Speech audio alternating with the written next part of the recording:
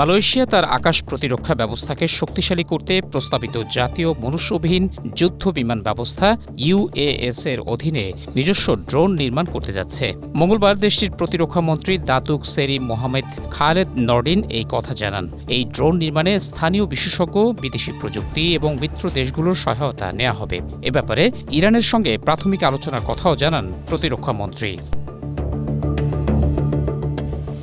মালয়েশিয়ায় ইরানিয়ান রাষ্ট্রদূতের সঙ্গে গত সোমবারের বৈঠকে ইরান এই যুদ্ধ ড্রোন নির্মাণে প্রযুক্তিগত সহায়তা দিতে সম্মত হয়েছে। এই ড্রোন তৈরি সম্ভব হলে মালয়েশিয়ার কৌশলগত সক্ষমতা বৃদ্ধি পাবে। জাতীয় প্রতিরক্ষা শিল্পনীতি DIPN এর সঙ্গে সঙ্গতিপূর্ণ এই প্রচেষ্টার মূল লক্ষ্য হল বিদেশ নির্ভরতা কমানো, নিজস্ব সক্ষমতা অর্জন, প্রযুক্তির সম্প্রসারণ এবং জাতীয় আত্মরক্ষা জোরদার করা।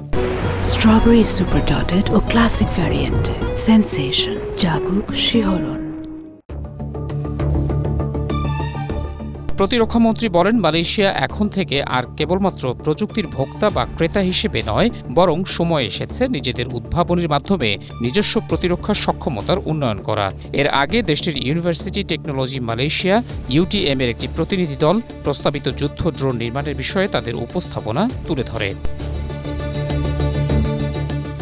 গত জানুয়ারিতে মালয়েশিয়া কামিকাজে ড্রোন এবং লেজার সিস্টেম তৈরি সহ প্রতিরক্ষা খাতে একাধিক প্রকল্প গ্রহণ করে। দেশটির জাতীয় প্রতিরক্ষা শিল্পনীতি NDIP-র অধীনে প্রতিরক্ষা শিল্পের উন্নয়নে দীর্ঘমেয়াদী এসব পরিকল্পনা গ্রহণ করা হয়। কামিকাজে ড্রোন ছাড়াও রাডার ব্যবস্থা এবং ডিফেন্স সিমুলেটর উৎপাদন করবে মালয়েশিয়া। একই সঙ্গে প্রতিরক্ষা সরঞ্জাম ক্রয়ের ক্ষেত্রে 30% উপাদান নিজস্ব উৎস থেকে কেনার বাধ্যবাধকতার নীতিও গ্রহণ করেছে দেশটি।